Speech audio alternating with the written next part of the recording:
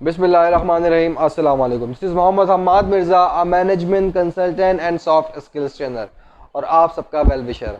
आज एक नए अंदाज में एक नए टॉपिक के साथ। ये टॉपिक क्या, हमारा जो टाइटल है must listen and think about it, मतलब इसको आपको एंड तक ज़रूर सुनना है और सोचना है इसके बारे में, क्योंकि ये वीडियो मैं अपने दिल की आवाज़, अपने दिमाग और दिल की लड़ाई की आवाज़ से आप तक पहुंचा रहा हूं।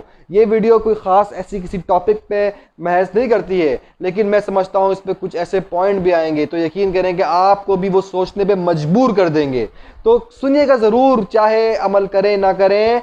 तो क्या ये टॉपिक क्या है, मैं आपको ज़रा सोचिए, ज़रा तन्हाई में मैं बैठा हुआ था कि यार क्या है ये दुनिया, है क्या। मैं एक चार दीवारी, एक दुनिया है, उस दुनिया के अंदर एक मुल्क बने हुए हैं, उस मुल्क के अंदर एक शहर बना हुआ है, उस शहर के अंदर एक एरिया है, उस एरिया के अंदर एक छोटा सा एक घर के अंदर बैठे हुए हैं।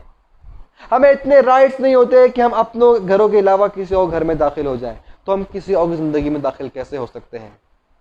याद रखें, आप जरा अपने आप को 100 साल आगे ले जाएं। आप अभी 2021 में बैठे हुए हैं, जरा अपने आप को 21 में ले जाएं। तो क्या आप अपने आप को कहाँ देखते हैं, आप अपने आप को किस स्टेज पे देखते हैं, आपका वहां क्या रोल होगा। मैं तो यकीनन आप सबकी, मैं तो डेफिनेटली ये बात कहने पे मजबूर हूँगा कि हम, हो सकता है कि हम हो ही ना। मैं तो ये कहने पे मजबूर हूँ, मुझे नहीं पता कि मैं कल हो ना हूँ। मैं ये नहीं पता कि मैं 1 घंटे बाद जिंदा भी हूँ या ना हूँ। लेकिन फिर भी हमने बात की 21 की, कि हो यकीनन हम में से शायद कोई भी जिंदा ना हो सकता है कि जिंदा ना, जिंदा तो दूर की बात, हमारी जो कब्र, जिस मट्टी के नीचे हम दफन हुए हुए होंगे, पता नहीं उस कब्र में कितने लोग दफन हो चुके होंगे।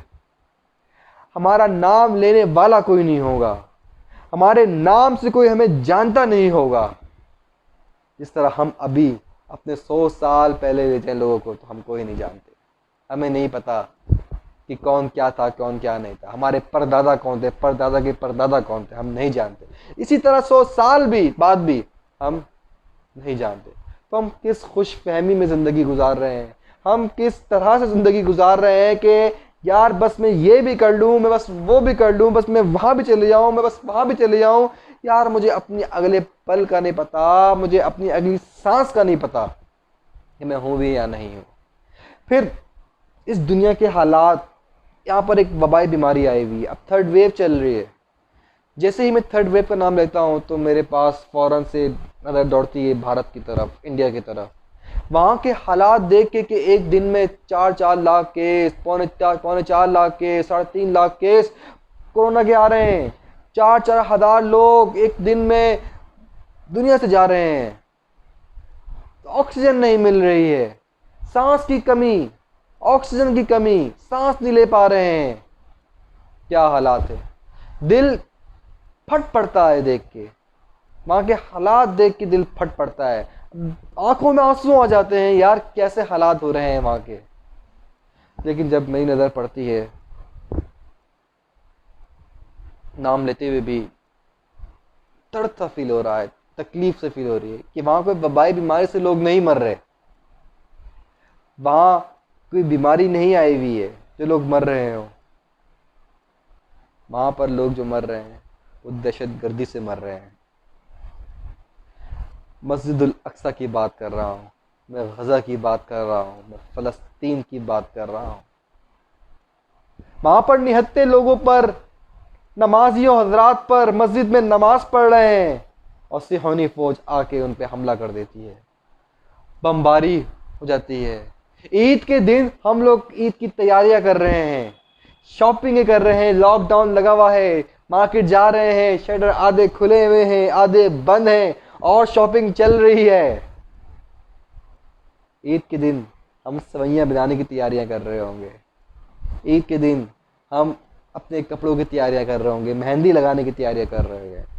अब ज़रा एक नज़र अपने आप को ज़रा अज्यूम करें, ज़रा एक नज़र फ़लस्तीन की आवाम पे डालें। हमारे मुसलमान भाई हैं, ज़रा उन पर नज़र डालें। उनको नहीं पता कि कब, कहाँ से, किस तरफ से, किस जगह से मिसाइल आए और उनके ऊपर आके गिर जाए और वो इस फानी दुनिया से फुर्सत हो जाए। उनको नहीं पता। हम कुछ नहीं कर सकते। हम क्या करें? वज़ीर आज़म पाकिस्तान ने मजम्मत कर दी, इंडिया के हालात ख़राब हुए, वहाँ पर एम्बुलेंस भेजी जा रही हैं इंसानियत की खातिर, लेकिन कहते हैं कि अल्लाह की लाठी बे आवाज़ है। जैसे ही मेरे इंडिया के हालात जहन में आए थे, मुझे बड़ा अफसोस, इंसानियत की खातिर दुख हुआ कि नहीं, गलत है, गलत है, लेकिन कहते हैं अल्लाह की लाठी बे आवाज़ है। वहाँ पर मुसलमानों पर भी जुल्म किया गया, तो अल्लाह ने अपना कहर दिखा दिया। यहाँ पर जुल्म और सितम की इंतहा हो गई। इंडिया से आवाज़ आती है, we stand with you Israel. खैर, हमारा इस्लाम बहुत अच्छा मज़हब है, हमें तो इस्लाम मोहब्बत सिखाता है। हम क्या करें? हम किस से शिकवा करें? वो कहते हैं कि दिल के पपोड़े जल गए सीनों के दाग से, अपना ही घर जल गया अपने चिराग से। हम करें क्या? हम जिहाद करते हैं। जैसे ही हमने जिहाद का नाम लिया, फेसबुक पे जिहाद शुरू, इंस्टाग्राम पे जिहाद शुरू, व्हाट्सएप पे जिहाद शुरू। फला पार्टी फला को कसूरवार कह रही है कि तुम आवाज़ उठाओ, फला पार्टी फला को बोल रही है कि क्या हो रहा है। सिर्फ और सिर्फ हमें उनके दर्द को समझना है, फ़लस्तीनियों को। यकीन करें, यकीन करें, हमें किसी की ज़रूरत नहीं पड़ेगी।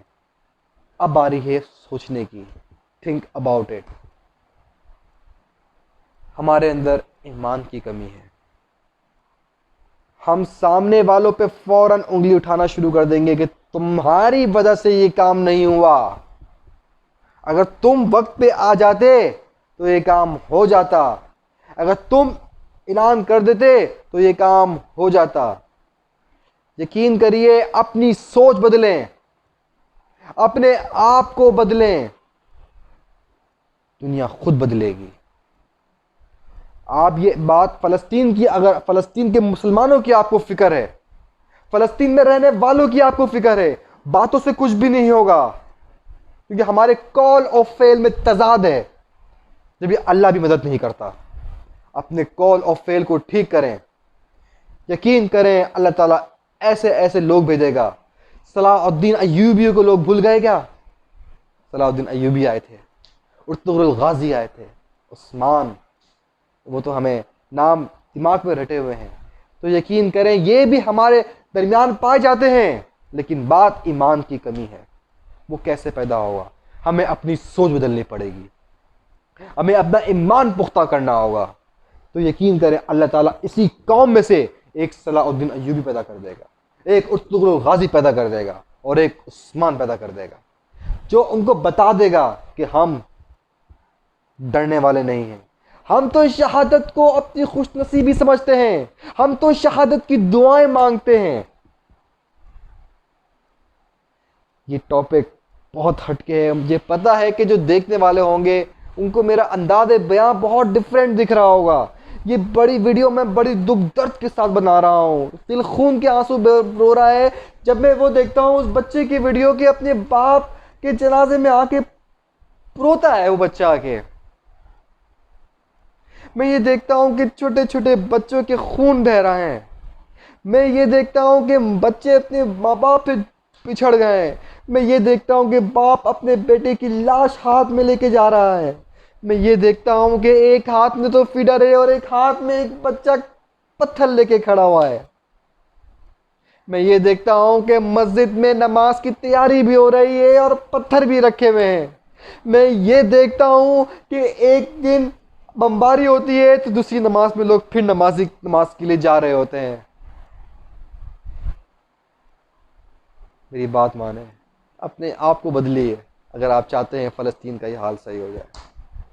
आपने अपने आप को बदल लिया, अपनी सोच को बदल लिया, अपने आप को एक पटरी की तरफ लेके आ गए, अपनी ज़िंदगी को एक पटरी की तरफ लेके आ गए। मैं कोई बड़ा काम करने की बात नहीं कर रहा, मैं कोई मौलवी नहीं हूँ, मैं कोई आपको जन्नत जहन्नुम की बातें नहीं बताने वाला। मैं जस्ट आपको ये कह रहा हूँ कि एक अमल जो आप समझते हो कि मुझे ये अमल बदलना है, सिर्फ वो अमल बदल के देखें। यकीन करें, आपका एक अमल दुनिया बदल देगा। सिर्फ आपका अमल नहीं होगा, अल्लाह ताला ईमान की ताकत दे देगा। मैं कोई तबलीग नहीं कर रहा, मैं कोई ऐसी बातें नहीं कर रहा कि तुम ये करो फला करो, बस अपने अंदर से कुछ बुराइयां ख़त्म करो। हर इंसान के अंदर कुछ बुराइयां हैं, मेरे अंदर भी कुछ बुराइयां हैं। मैं भी अपने आप को तब्दील करने की कोशिश कर रहा हूँ, मैं भी अपने आप को बदलने की कोशिश कर रहा हूँ। मुझे नहीं पता मैं कब हूँ कब नहीं हूँ। अपने आप को ज़रा सोचें ना कि आप कर क्या रहे हैं। ज़िंदगी का पता है आपको, मुझे ये भी करना है, मुझे वो भी करना है, मुझे सब काम करने हैं,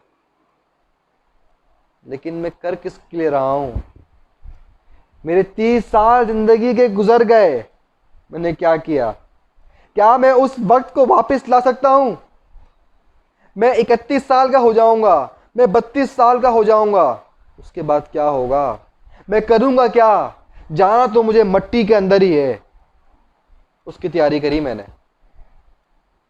कोई एक काम अच्छा कर जाऊं तो हो सकता है कि मेरी ज़िंदगी बदल जाए। मेरी आने वाली वीडियो डेफिनेटली चेंज होंगी, क्योंकि दीन और दुनिया साथ लेके चलनी है। कमाना भी है, अर्निंग भी करनी है, लेकिन इस्लाम को देखते हुए एटलीस्ट उनके दुख दर्द में शरीक फ़लस्तीन के अवाम जो जिस टाइम पिस रहे हैं, हम उनके दुख दर्द में शामिल हैं। सिर्फ ज़बान से नहीं होना आपको। मैं ये नहीं कह रहा कि तलवार लेके पहुंच जाओ, एटलीस्ट मैं ये कह रहा हूं कि उनके लिए अपने आप को बदल लो। जापान नंबर 1 ईमानदारी में मुल्क है, पाकिस्तान कहते हैं 118 या 160 नंबर पर है, जिसका नबी की मिसाल ईमानदारी की दी जाती है।